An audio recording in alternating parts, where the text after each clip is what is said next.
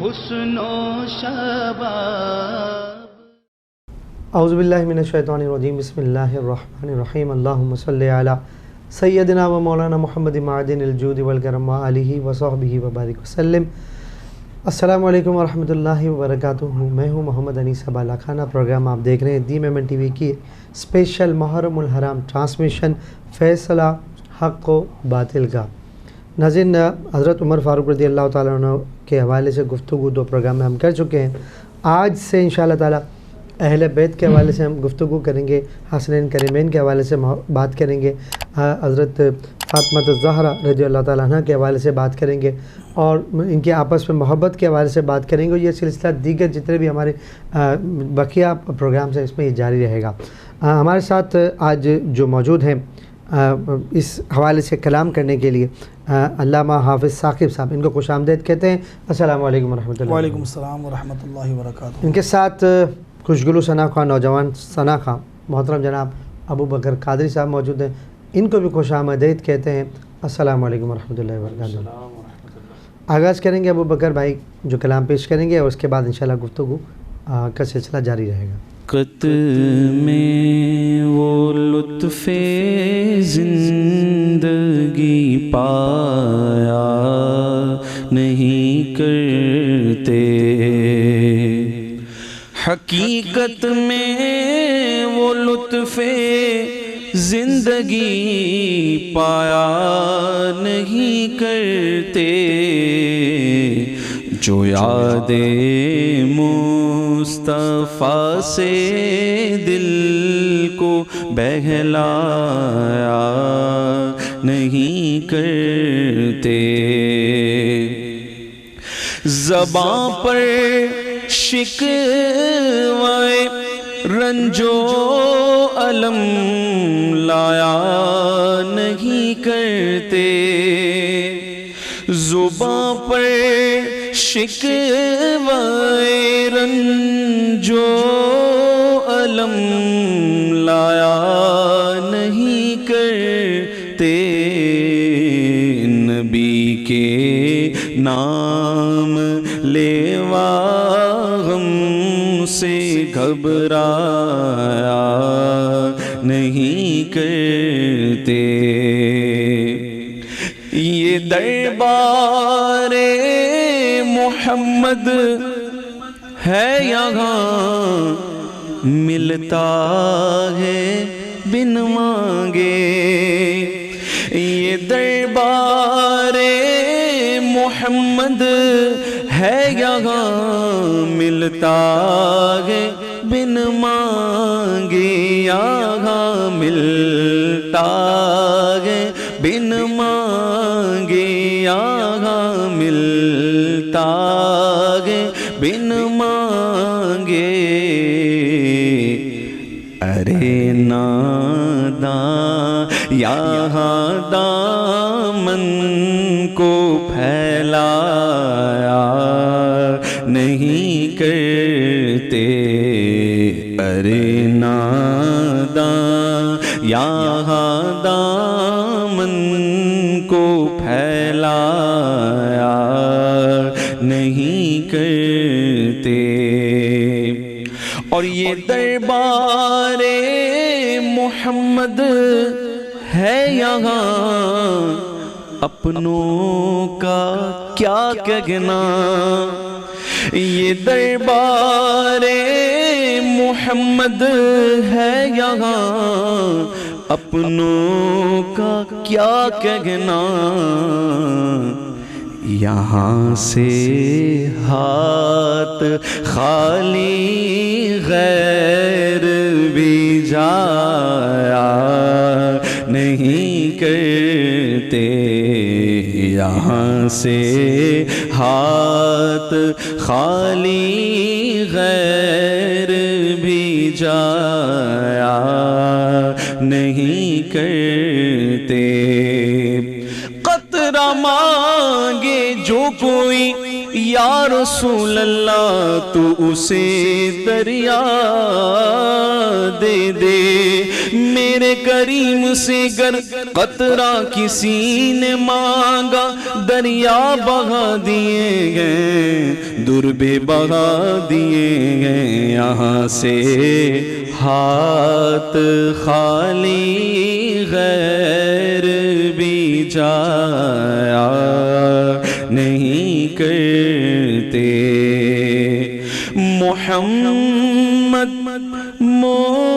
مصطفیٰ کے باغ کے سب پھول ایسے ہیں جو بن پانی کے تر رہ گئے ہیں، مرجھایا نہیں کرتے۔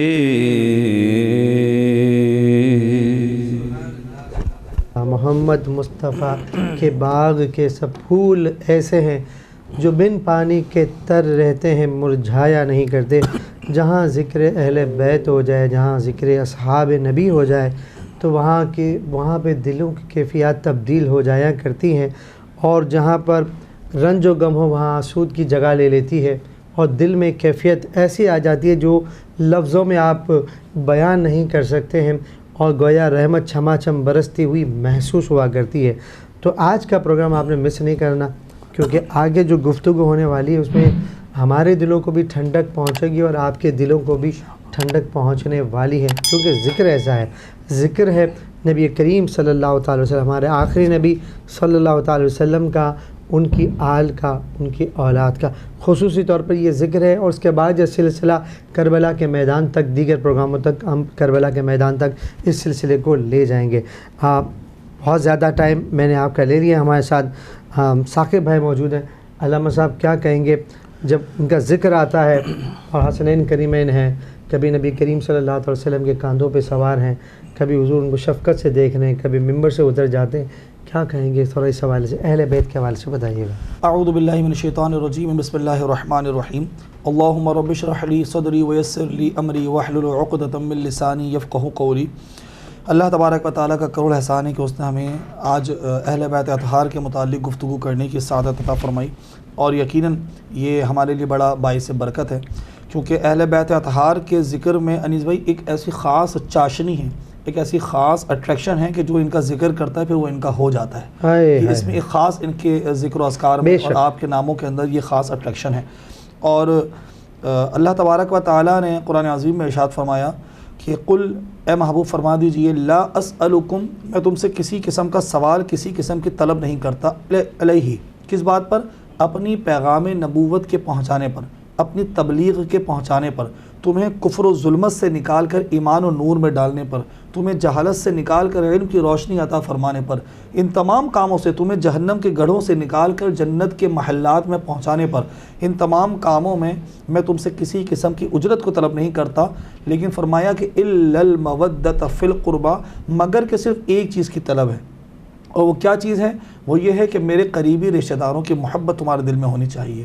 یعنی ایمان آپ کا مکمل اس وقت ہوگا کہ جب ہمارے دلوں میں حضور علیہ الصلوۃ والسلام کی محبت کے ساتھ ساتھ اہل بیت اطہار کی محبت بھی ہمارے دلوں میں موجود ہوگی۔ اور یقیناً یہ دیکھیے کہ اللہ تبارک و تعالیٰ نے قرآن عظیم میں فرمایا قل، اے محبوب آپ فرما دیجئے، یعنی کہ یہ در حقیقت تقاضا فقط حضور اکرم صلی اللہ علیہ وآلہ وسلم کی ذات مبارکہ کا نہیں ہے، بلکہ در حقیقت یہ تقاضا اللہ تبارک و تعالیٰ کا ہے۔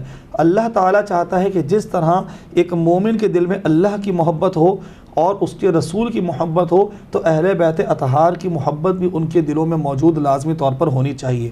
اور اس کی بہت پیارے نکات بیان کرتے ہیں بزرگان دین، یہ بھی ارشاد فرماتے ہیں کہ دیکھیں جس طرح اہل بیت اطہار کی محبت بھی ہمارے لیے ضروری ہے، بالکل اسی طرح تمام صحابہ اکرام رضی اللہ تعالی عنہم اجمعین کی محبت بھی ہمارے لیے ضروری ہے۔ لیکن ایک وقت آئے گا کہ جس میں صحابہ اکرام زندگی سے چلے جائیں گے، یقینی سی بات ہے، کیونکہ تقریباً 1,24,000 صحابہ کی تعداد بھی بتائی جاتی ہے، تو یقیناً ان کی ایک ایج ہے، ایک عمر ہے، اس کے بعد ان کا وصال ہو جانا ہے۔ تو جب آپ لوگ اس دنیا سے چلے جائیں گے تو ان کے بعد جو موجود ہوں گے وہ کون ہوں گے؟ یقیناً وہ حضور کا نسب موجود ہوگا، وہ کل بروز قیامت تک انشاءاللہ حضور کا نسب چلے گا۔ تو حضور اسلام نے ارشاد فرمایا، ایک اور مقام پر حضور نے فرمایا کہ میں تمہارے درمیان دو چیزیں چھوڑے جا رہا ہوں۔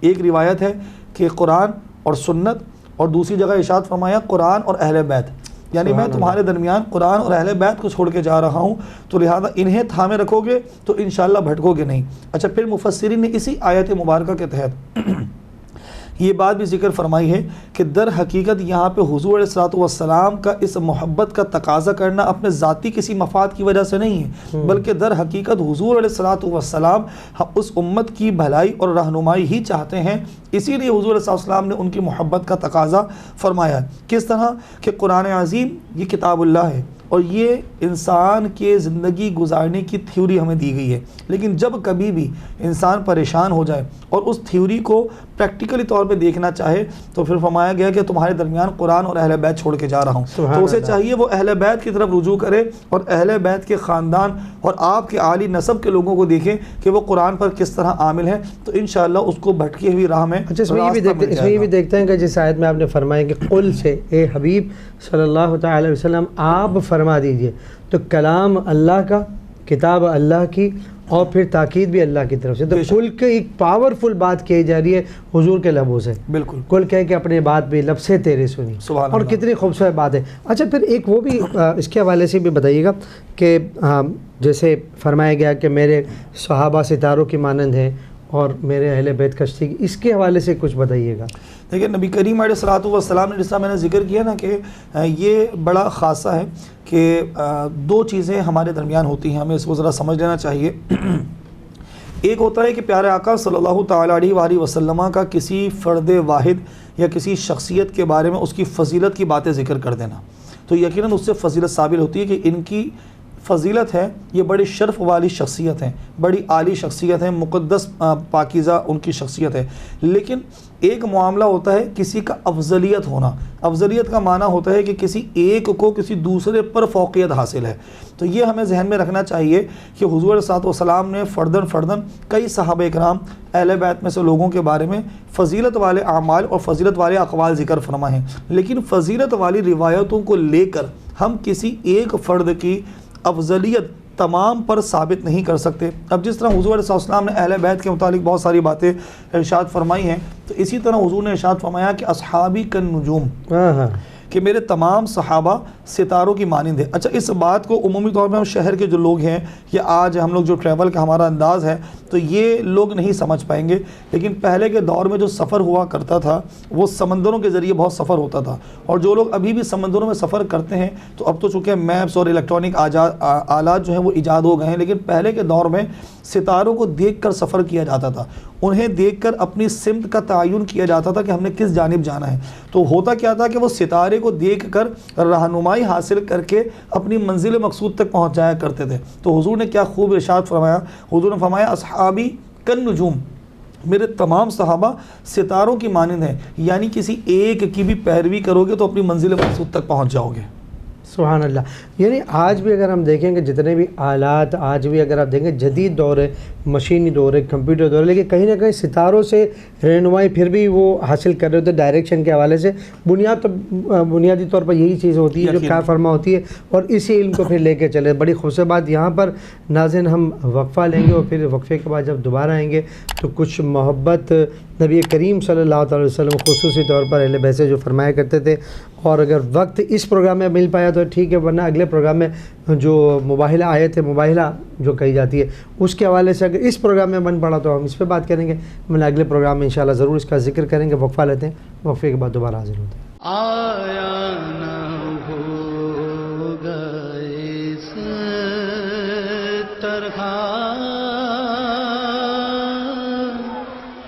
حسن و شباب ریت پر، آیا نہ ہوگا اس طرح حسن و شباب۔ ویلکم بیک ناظرین، پروگرام آپ دیکھ رہے ہیں دی میمن ٹی وی کی محرم الحرام کی اسپیشل ٹرانسمیشن فیصلہ حق و باطل کا۔ ہمارے ساتھ موجود ہیں ابو بکر قادری صاحب اور علامہ حافظ ثاقب صاحب۔ اچھا ثاقب صاحب، یہ بتائیے گا کہ بہت سارے جب ہم دیکھتے ہیں اہل بیت کے حوالے سے بات کرنی ہے، صحابہ کرام سے، حضور نبی کریم صلی اللہ علیہ وسلم کی محبت کا ایک الگ ہی انداز ہے. اگر ہم حضرت سیدنا عائشہ صدیقہ رضی اللہ تعالیٰ عنہ کی بات کریں تو وہ پھر ایک الگ ہی پیرائے میں وہ ایک الگ جہت ہمیں نظر آتی ہے. اس میں بھی محبت اور الفت اور چاہت کی ایک چاشنی ہمیں نظر آتی ہے. لیکن اگر ہم بات کریں سیدنا فاطمہ الزہرا رضی اللہ تعالیٰ عنہ، ہمارے ماں باپ آپ پر فدا ہو جائیں، تو ان کا جب ذکر آتا ہے تو ایک بیٹی اور پھر اہل بیت میں آپ دیکھیں حسنین کریمین کے والدین حضرت علی رضی اللہ تعالیٰ عنہ کی آپ زوجہ ہیں، تو ان کا جو ذکر ملتا ہے نا وہ آپ جب پڑھیں یا سنیں تو اس کی ایک الگ جہت ملتی ہے جو کہیں سے نہیں ملتی دوسرے سے. اس کے بارے میں کیا کہیں گے؟ بالکل دیکھیں سیدہ کائنات سیدہ فاطمہ الزہرا رضی اللہ تعالی عنہا کا ذکر خیر جس طرح ہمیں کثرت کے ساتھ روایت میں موجود ملتا ہے اس طور پر یا ویسے انداز کا ذکر دیگر کے بارے میں نہیں ملتا. اس کی چند وجوہات بھی ہیں.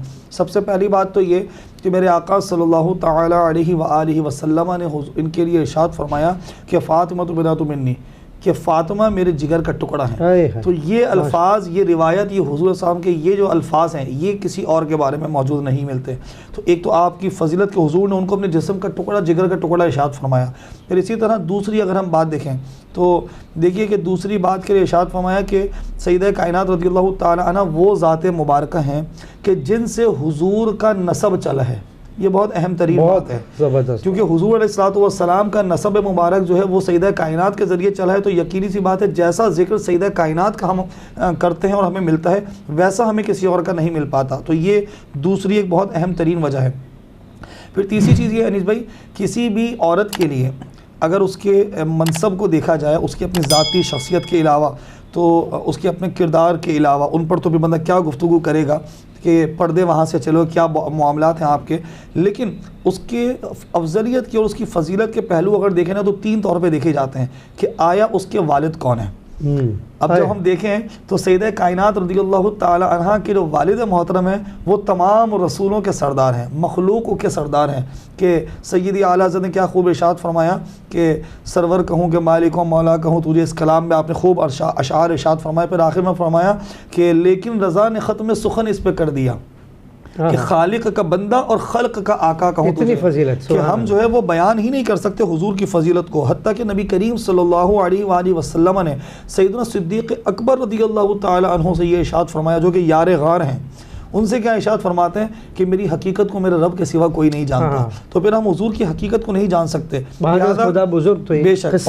اچھا ایک اور بھی بات میں آپ سے ذکر کروں، یہاں کچھ لوگ یہ کہتے ہیں کہ بھئی کیوں حضور کا ذکر کرتے ہوئے آپ لوگ جو ہے وہ مبالغہ کرتے ہو. یہ ہمارے ہاں پہ ایک بات آتی ہے کہ آپ بہت زیادہ بڑھا دیتے ہیں، مطلب ایک ذہن میں باتیں آتی ہیں. تو اس پر جو ہے وہ بڑی پیاری باتیں ارشاد فرمائی گئیں. سیدی اعلیٰ حضرت سے کسی نے کہا کہ آپ حضور علیہ الصلوۃ والسلام کا ذکر خیر جو ہے تعریف و توصیف اتنی کرتے ہیں کہ معاذ اللہ ثم معاذ اللہ انہیں اللہ تبارک و تعالیٰ کی ذات مبارکہ سے بڑھا دیتے ہیں.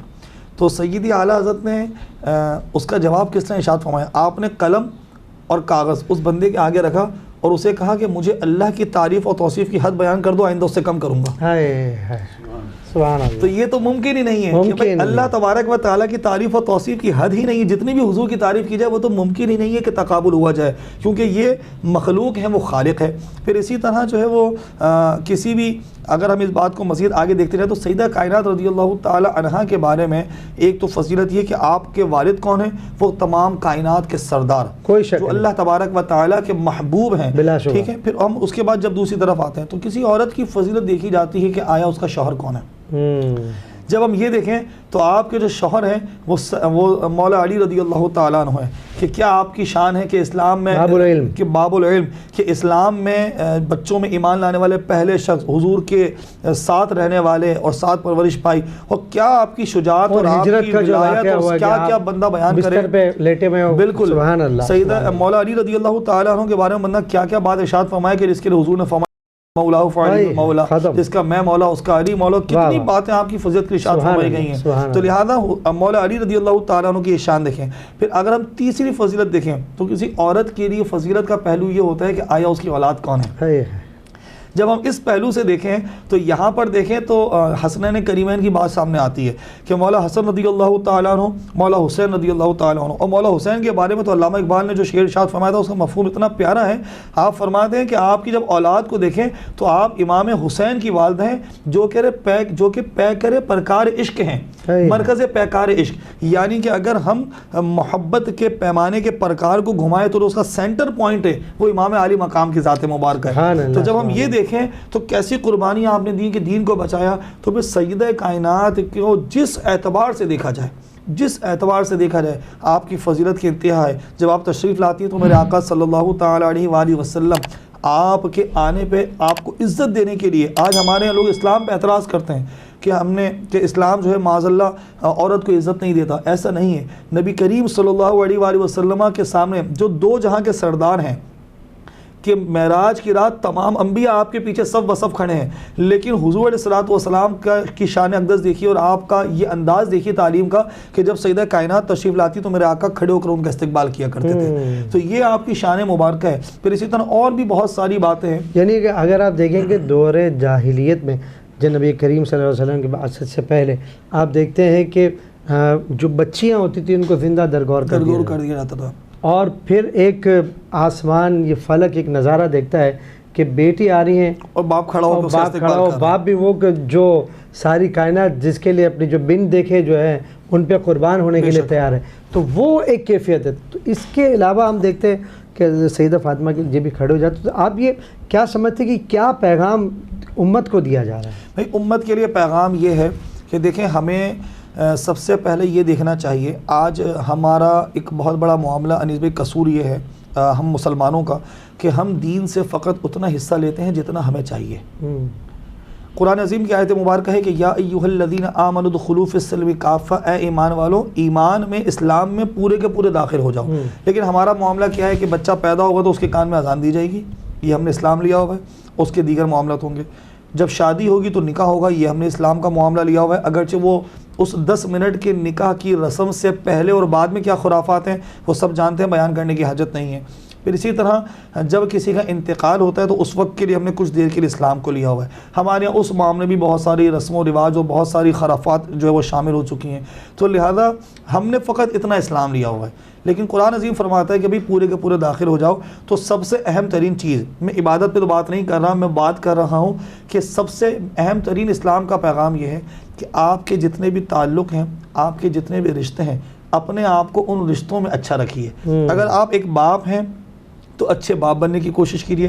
اگر ایک شوہر ہیں تو اچھا شوہر بننے کی کوشش کیجیے. اگر اولاد ہیں تو اچھی اولاد بننے کی کوشش کیجیے. اگر دوست ہیں تو اچھا دوست بننے کی کوشش کیجیے. مسلمان کی سب سے بڑی خاصیت اگر ایک جملے میں بیان کی جائے تو وہ یہ ہے کہ وہ صاحب اعتبار ہوتا ہے.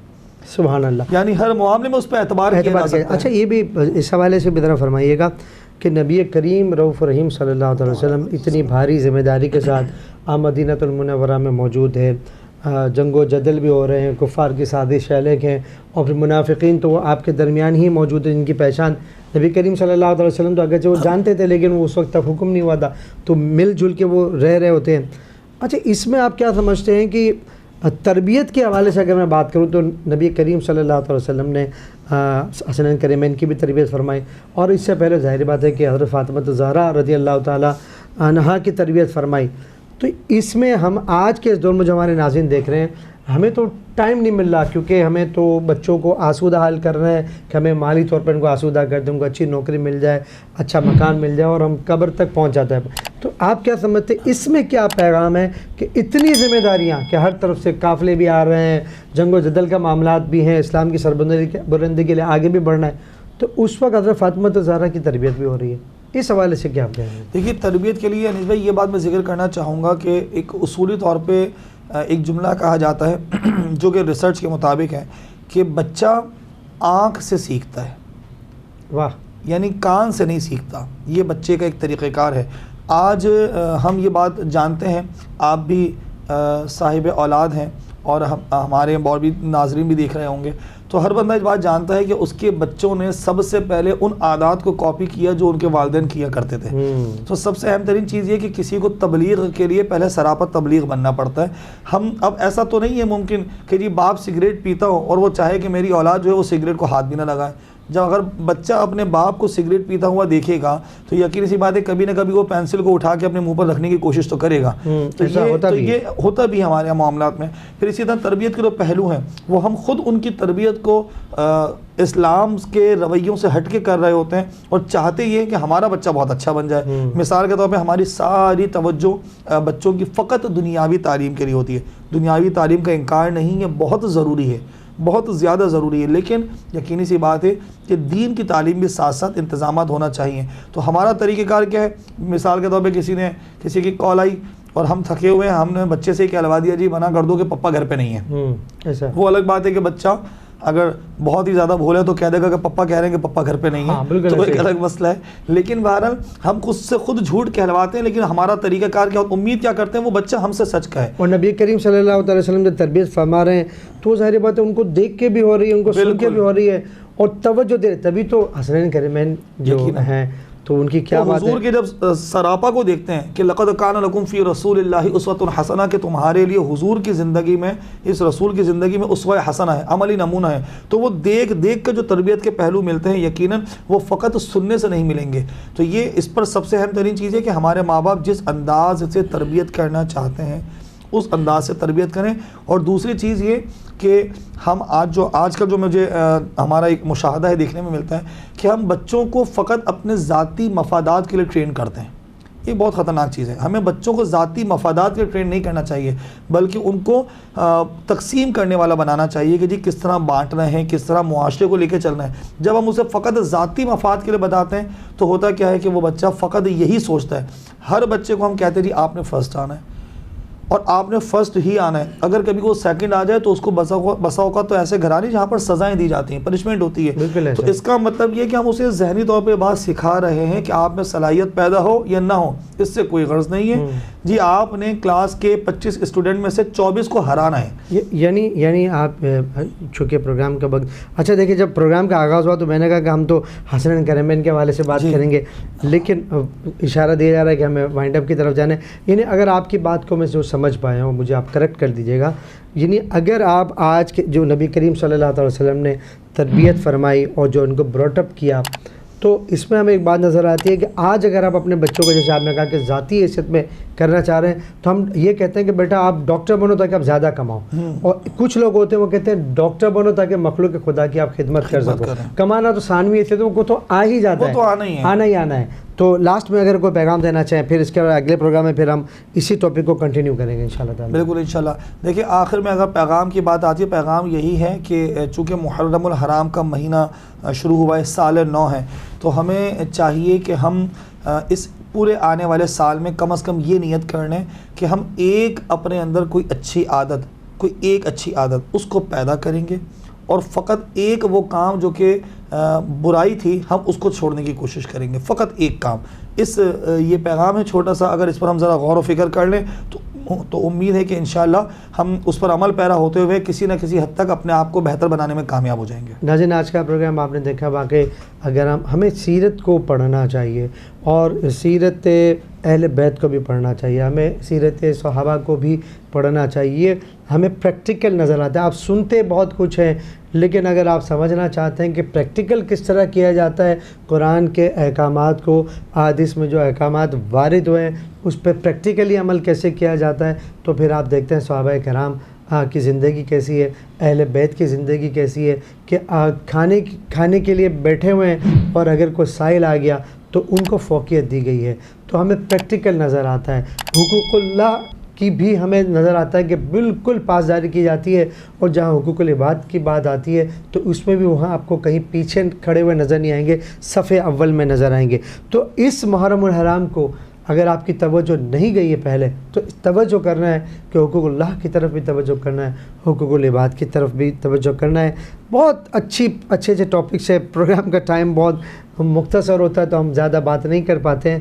بہرحال آج بھی اچھی گفتگو حضرت نے فرمائی. انشاءاللہ تعالیٰ انہی کی گفتگو آگے بھی کوشش کریں گے, ہمیں وقت دے پائیں تو ہم ان کو کنٹینیو کریں گے انشاءاللہ تعالیٰ. ہمارے ساتھ ابو بکر قادری صاحب موجود ہے, یہ کلام پیش کریں گے. اسی پہ ہمارے پروگرام کا اختتام ہوگا. اپنے میزبان محمد انیس ابا خانہ کو اجازت دیجیے.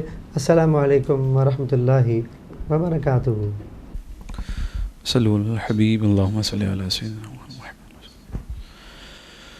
میرے حسین تجھے سلام, میرے حسین تجھے سلام. السلام یا حسین السلام یا حسین السلام یا حسین السلام یا حسین. کر لیا دوش جس نے شہادت کا جام, اس حسین ابن ہے در پہ لاکھوں سلام. میرے حسین تجھے سلام, میرے حسین تجھے سلام. السلام یا حسین السلام یا حسین. جن کو دھوکے سے کوفے بلایا گیا, جن کو بیٹھے بٹھائے ستایا گیا, جن کو تیروں سے چلنی کرایا گیا, جن کے بچوں کو پیاسا رلایا گیا, اس حسین ابن ہے در پہ لاکھوں سلام. میرے حسین تجھے سلام, میرے حسین تجھے سلام. السلام یا حسین السلام یا حسین. کر چکا وہ حبیب اپنی حجت تمام, لے کے اللہ اور اپنے نانا کا نام. کوفیوں کو سنایا خدا کا کلام, اور فدا ہو گیا شاہ خیر الانام. اس حسین ابن ہے در پہ لاکھوں سلام. میرے حسین تجھے سلام, میرے حسین تجھے سلام. السلام یا حسین السلام یا حسین. آپ کی رائے نیچے کامنٹ کر کے ضرور بتائیں, اور اگر یہ ویڈیو آپ کو اچھا لگا ہو تو اس ویڈیو کو لائک اور اپنے دوستوں کے ساتھ شیئر کرنا مت بھولنا. اور اگر ابھی تک آپ نے ہمارے چینل کو سبسکرائب نہیں کیا ہے تو سبسکرائب کر کے نوٹیفیکیشن بیل کو آن کر دیجیے